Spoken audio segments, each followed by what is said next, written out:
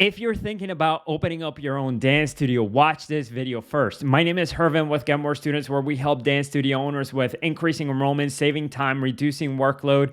And so if you are a dancer, a dance instructor, or somebody who's just passionate about dancing and you're thinking, man, it would be cool to turn my passion into a business, to earn money doing something that I love, to have a dance studio where I get to wake up every day and do something that I am passionate about, definitely watch this video first. I'm going to be sharing with you here a couple of tips to make your new endeavor successful. Okay, so let me share my screen here, and I have here a little presentation for you with a few thoughts that I thought you might find helpful now that you're thinking about opening up your own business. And so let's dive right in. So the first thing that I am going to share with you is that if you've never owned a dance studio, you may want to rent space first before just diving in, going all in and just saying, hey, I'm going to sign my lease. If you've never opened up a dance studio before or have never owned another business, this is what I did prior to us jumping on and signing our lease for our dance studio. Before we even started looking for a place, we just rented space first. So I found a yoga studio that had a lot of room open in their schedule, and just rented 6 hours a week out of their studio. And I was able to make a decent living, and I was able to get a good group of students going before even before even going in and opening up our dance studio, just with renting space. This will give you a taste of what it's like to own your own business, to do your own thing, because you're going to have to be in charge of attracting your students, of paying rent. You're going to be in charge. I mean, it's going to remove some of the burden because you don't have to sign a lease. You're not going to have to be responsible for all the things that come with starting your own business. Like, for example, like you might have to even get sprinklers in your building, or you might have to get a water cooler or things like that. Those things are taken care of. If you're just renting space, it's going to ease you into owning your own business, but you're still gonna have to feel the responsibility of you having to fend for yourself, you having to attract your students. You have to be now responsible to make it happen, and so that'll give you that is a good test prior to jumping on. I would do this first and follow all the tips here that I have in this video. If you've never owned a dance studio, I'm sure you can find a lot of dance studio owners or some spaces where you can host your classes, even if it's just on a weekly, regular basis, just a couple of hours a week. Like I started with 6, where I would have every Monday, Tuesdays, and Thursdays, I would have 2 hours each day, and that was enough for me to start. And like I said, I was making a decent living. I was making a full-time income just teaching less than 20 hours a week. And most of my classes were taught at that space. And so, and usually you can find a really good deal if that's the case for you. Like for us, we were able to find a studio that was charging us around $450 a month for 6 hours a week to rent their studio. So it was just barely anything. In comparison to when we opened up our dance studio, we were paying 10 times that. We were paying close to $4,000 when we had our studio. And that's scary when you don't have any students, where you're just starting out, and all of a sudden now you have a rent that's $4,000, $3,000, $4,000 or more dollars. That's when you have to be careful, because those expenses do add up. And if you don't have any experience running your own business, it's scary. You're going to put yourself in an immense amount of stress and pressure if you've never done it before and you don't know how to attract students. Like for me personally, when I first became a dance instructor, I didn't know where I was going to get students. I didn't know how people were going to find me. And so if you're like that and you're thinking about opening up a dance studio, definitely go with this option of renting space first, okay? Okay, so moving forward, your location. If you're committed, you're like, I don't care. I'm gonna make it happen. I want to find a lease and I'm gonna make it happen. Okay, before doing that, what I'm gonna tell you is that location matters a lot. with local businesses. So based on my experience helping over 200 dance studio owners, picking the right location is going to matter a lot in terms of your success or not. And it is better to pay for a premium location. It's better to pay a higher amount for a premium location to have a good location than it is to, find somewhere remote in the middle of nowhere where like there is nobody, and like you're in a warehouse on the back of somewhere where nobody's going to be able to find you. That's a lot harder. It makes the game a lot harder. So if I were doing it again and I were opening up a dance studio, I'd definitely go and try and find a good location. Maybe not the most expensive locations. Maybe I would find like somewhere in the middle, like not in like the mall or like somewhere where they're gonna charge you like a really high premium, but somewhere in the middle, somewhere that has a good visibility. It's not hidden. It's not in the back somewhere, hidden in some warehouse. And if you're in a large city, or if you're in a small rural town and you can find somewhere closer to a larger city, so or to a mid-sized city, or some things that I've seen with the studio owners who start their studio in a rural area is that they usually struggle to get business because there's barely anybody in their town. And so if that's you, that's going to happen, where you might struggle getting people just because there's not enough demand. If you're thinking, man, it would be great to open up our dance studio here because there's no competition, that's probably not a good sign. If there's no competition, if there are no other studios around, it probably means that there's very little demand for dance studios. And so ideally, you want to be in a city where there are other competitors, because that means that there's enough people there to support the growth of another dance studio. Okay, so that would be my take on it. I wouldn't open up a dance studio in a small rural town. I would go more like, I have studio owners who are in small rural towns, but they're somewhat closer to a larger city. And I would recommend that they open up their studio closer to the larger city because they're going to have an easier time attracting students. Okay, so this brings me to that next point, which competition doesn't matter. Again, it goes to the point of like, if you open up a dance studio in a place where there is no competition, although that might sound good, like, oh, there's nobody around, this is wide open. It might also mean that there's not enough people to support the growth if other people haven't done it already. And so if you're in a town of 3,000, 5,000 people, you might want to go and look for, if you're near a city, you might want to go find a place near the city. I mean, this is my opinion. It's something that I have seen based on working with over 200 studios. Usually the studios that are in tiny, small rural towns don't grow as big. They usually struggle with attracting students in comparison to the studios in mid-sized cities. Even to the smallest cities, like those are better than just a rural tiny town in the middle of nowhere. Okay, if that's you, I mean, and you're opening up a dance studio in the middle of nowhere, I mean, if you still want to go for it, if you find a really cheap, good deal, but the problem is that usually there is a struggle with getting students. Okay, next, let's see. A dance studio is a business, so you want to learn the business basics. So a lot of dance studio owners, if you're a dancer or a dance instructor, somebody who's really passionate about dancing, this is what you love to do. You wake up, you want to dance, you love teaching, you love choreographing. You got to understand that as you open up a dance studio, you're opening up a business.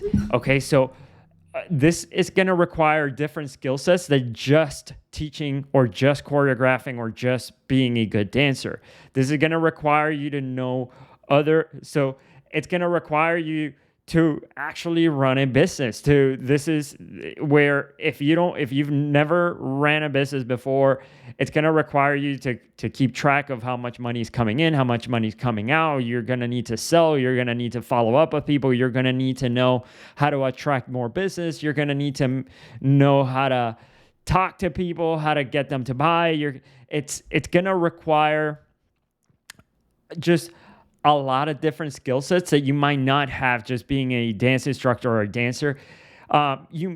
You may, if you're working at a dance studio right now, you may want to just take on to more, ask the studio owner if they can hand you more responsibilities, like do some of the admin work, or take on to the admin work, take on to more responsibilities of the business side of things, so that you can get the experience and see what it's like running a dance studio. Because sometimes from the inside, just being a dance instructor or a dancer, it might feel like, oh, this is super easy. We have a dance studio, people just come, and people, we teach well and people love it and they keep coming.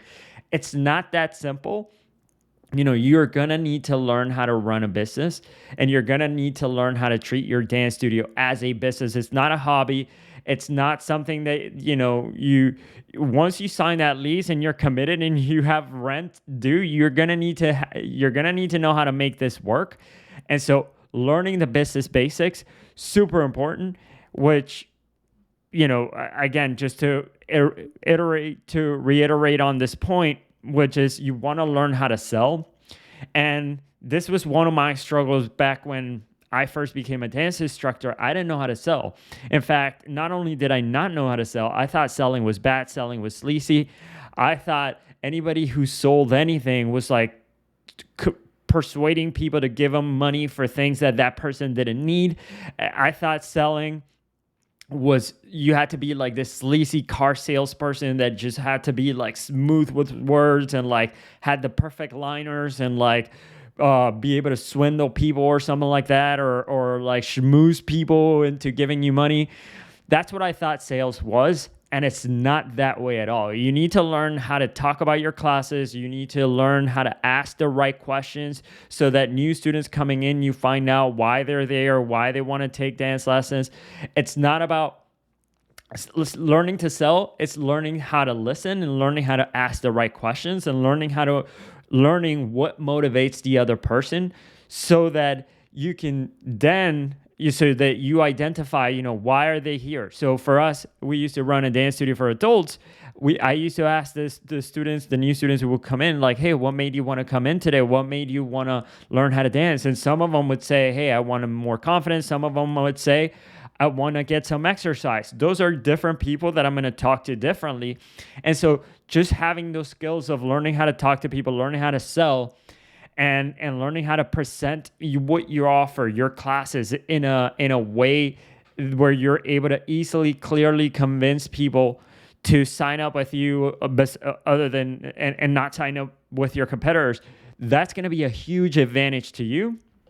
And again, it might be at the beginning where you might feel like, oh man, I don't want to learn how to sell. I just want to teach, and I just want to have fun, and I don't want to focus on selling. I want somebody else to do that. I just want to have a front desk person who's going to sell for me, and I just focus on the fun stuff, choreographing, teaching, dancing.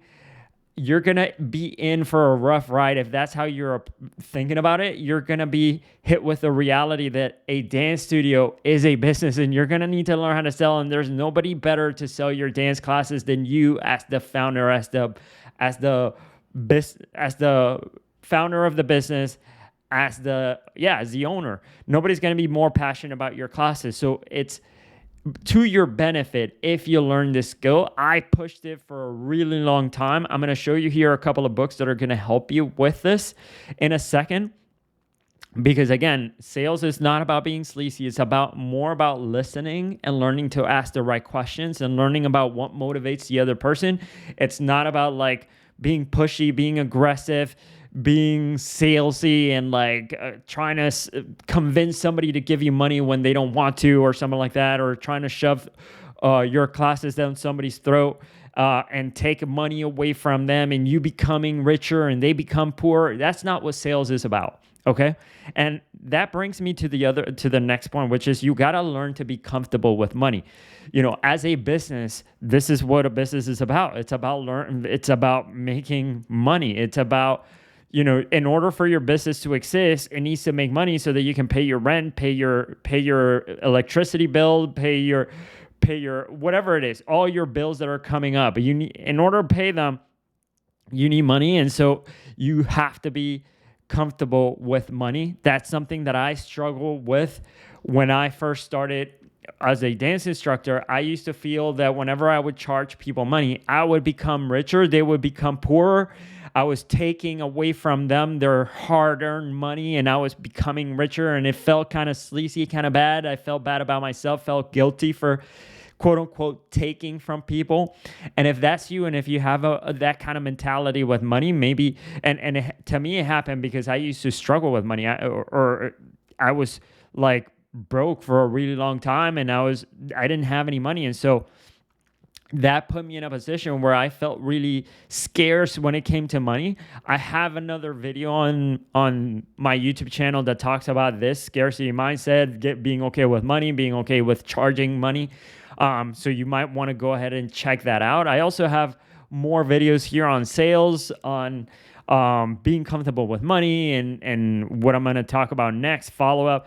You might want to watch those videos. Definitely subscribe to the channel. If this information that I'm sharing with you is resonating with you, and it's opening up your eyes as to what it takes to actually make a studio successful, then definitely subscribe to the channel. Okay, so learning to be comfortable with money is something that you need to do as a new business owner, or as a business owner in general, all the time. Learn to follow up. So people are going to inquire about your dance classes, and you need to learn to follow up with people.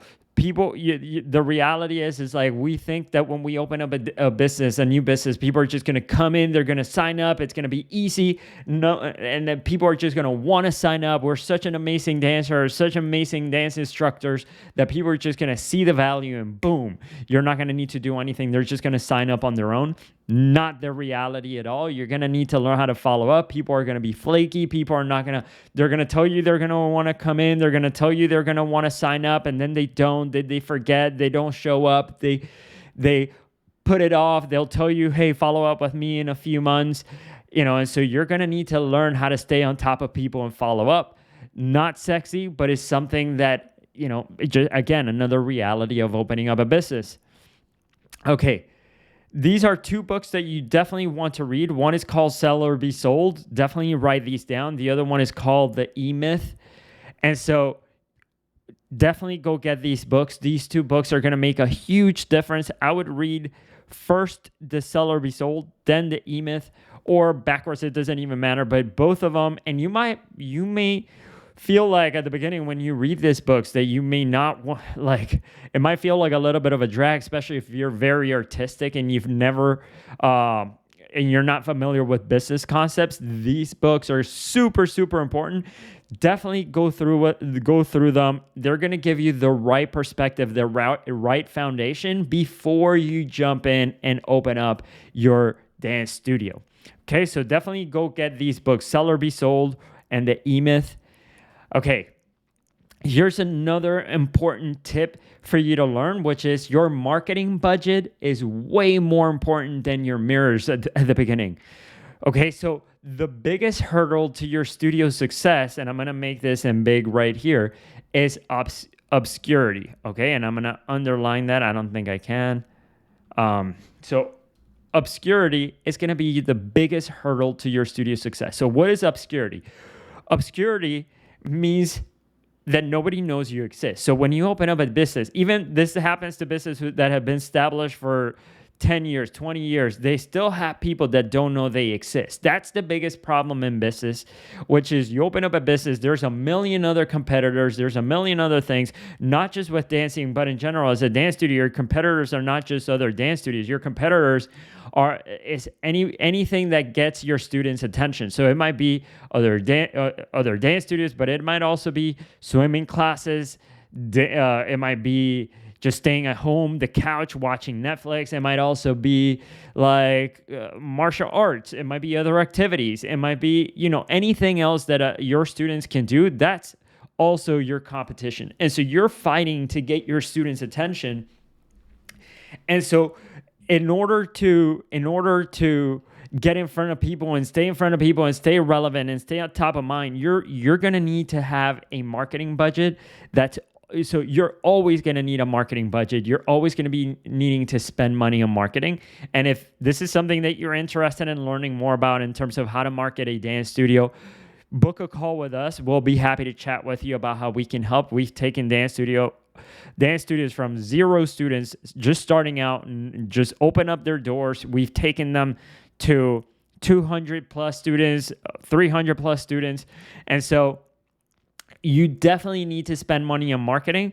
This is something that I did not know early on. I thought, think about it this way. It's unrealistic to expect that you're gonna want a lot of students, but you don't want to spend any money to attract them. That doesn't make any sense. You need to spend money on marketing, and your marketing budget. I have seen the studio owners make the mistake of like, well, I'm gonna spend money into making my studio look amazing, but no money on marketing. That's a huge mistake. In fact, I'll tell you that when we opened up our dance studio for the first 3 months, we barely had the flooring complete. The bathroom wasn't even finished, which I don't even know if that's legal. And it was all under construction. So there was still a pile of debris and garbage and like from construction at the back of the studio. And so we were teaching classes this way, and we were spending on marketing, and we were looking to attract students this way. Why? Because the students is what is going to give you the money so that you can then pay for your renovations, pay for, whatever it is, pay for your mirrors, pay for your flooring, pay for your renovations, pay to make your studio look beautiful. First the students, and then making the studio. A lot of people get it backwards. They think I'm going to make my studio beautiful and then I'm going to try and get the students. It's actually backwards. You first get the students and then you make the studio beautiful, because without the students, you're just simply going to struggle for money. If you spend all your money into your mirrors, your flooring, making everything look nice, and you don't have any money left for marketing, you're going to struggle. Okay, next. Price yourself expensive, charge a premium. And so this is something that I struggled with when I first started as a dance instructor. I thought, I'm just going to charge, because I was so scarce when it comes to, I had this scarcity mindset when it comes to money. I used to think like, I'm just going to charge myself super cheap, because then I'm going to have a lot of students coming in because it's very affordable. And later on, I found like there was a studio that opened up like a year after we had opened up, or 2 years after we had been open. And this new studio owners came in. They had more experience when it came to business. They literally were charging double the amount that we were charging at our studio. And within a few months, they had double the amount of students, even though they were charging double the amount. So they were charging more and getting more students, which absolutely made no sense to me. But here's the thing, going back to this obscurity. If nobody knew that I existed, I could have charged way cheap. I could have given away my classes for free. But if nobody knew that I existed, then it didn't matter. The other people did a better job of marketing their studio, and people used to find them before they would find us. So even though they were charging more expensive, it didn't matter, because they didn't even know how much we were charging. Okay, so you want to charge yourself. You want to charge a premium price. You want to be expensive. You don't want to be a cheap dance studio, because then the more expensive you can charge, the better it is, because people assume that the higher you charge, the better the quality. On top of that, the more money you can charge, and then it means that you're going to have more money to be able to renovate your studio, make it look beautiful, hire the right people. And so you definitely want to charge a higher price. I promise you, if you don't do this, you're going to pay. It's going to be a lot harder. It's easier if you charge a higher price. And I've seen studio owners in the smallest town charge higher than people in large size cities, because they were convinced of their value they were providing. Again, if you're struggling, if money is a thing that you struggle, if you're thinking to yourself, man, if I charge myself expensive, like I wanted to charge cheap, watch one of the videos on my YouTube channel where I talk about charging money, like how to price yourself, how to price your dance studio. It's going to help you. Okay. So, the next step right here is for you to learn the basics of SEO for local businesses, and you can YouTube this thing. In fact, I have another YouTube video that talks about how to build a website for dance studios. And so learn how to do the SEO for your dance studio, learn how to do SEO for a local business. You can just look for this on YouTube, SEO for local businesses. And all you need to learn is like, what are the keywords that I need to add to the website, choosing the right headers. So these are a little bit of tech terms here that you might not be familiar. Learn them. Super important, because if you can learn SEO stands for search engine optimization. If you can learn how to do this, then you're going to be able to attract students for free, just because your studio will rank up higher up in the search results when people search for them. So if you learn how to do SEO, it'll help you, especially over the long term. So I would start with watching the video that I have on my YouTube channel that talks about how to build a website for dance studios. Definitely go check that out. It'll make a big difference. All right, next. Before opening, you want to create a website. You want to create a Google My Business listing and a Yelp account. Okay, so you want to create a website. Here's a tip on your website. Don't spend more than $300 on your website, or learn how to build it yourself. There's programs like Wix, Squarespace that you can learn really easily, and they don't require any tech knowledge for you to use these softwares. Super easy to learn. There's tutorials on YouTube. If you learn you type in how to use Squarespace, how to use Wix, they're super easy website builders that you can learn in a few hours, and you can build out your own website. Watch the tutorial, watch the video on my YouTube channel that talks about how to build a website for dance studios. That'll help you. Again, you don't want to pay over $300 for your website. Some people are going to charge you thousands of dollars. And if you don't know, if you're just starting out, you want to lower your budget. You want to save your money for the things that matter, for marketing, for like making sure you have flooring, you have mirrors, but you don't want to spend money on your website to try and make it look pretty when you don't have any students. We used to have at the beginning, and I'm not recommending that you have an ugly website, but we had, for the longest time when we opened up our dance studio, the ugliest website, and we had a ton of students coming in because it had the right information in it. If you do it right, you don't even need to make your website ugly. We have a tutorial here on YouTube that talks about how to build websites for dance studios. Go check that tutorial out after this video and learn how to build it for yourself super easily with using a software like Wix or Squarespace. It'll take you no time. You'll have a website in a couple of hours, and it'll save you money, and it'll teach you the skill of building the website, which you're going to need. Don't spend any time on your logo. Your logo is going to change over time. It's not going to matter so much right now. Just create a logo really quickly. Pay somebody on $5 to come up with a logo for you, and then change it later. For now, all you need to do is get momentum and get started and start getting students and start teaching. Okay, so Google My Business. You want to research this on YouTube, how to list my business on Google, or it's called Google My Business listing. Research how to do this. Just having a Google My Business listing is going to help you rank high in the search results. Is going to help you show up on Google.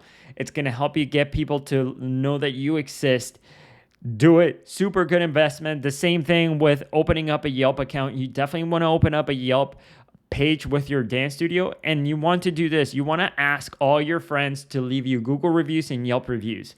Super, super important, because then that'll help you. The more reviews you have, the higher up in the search results you're going to show up, and people are just going to find you organically.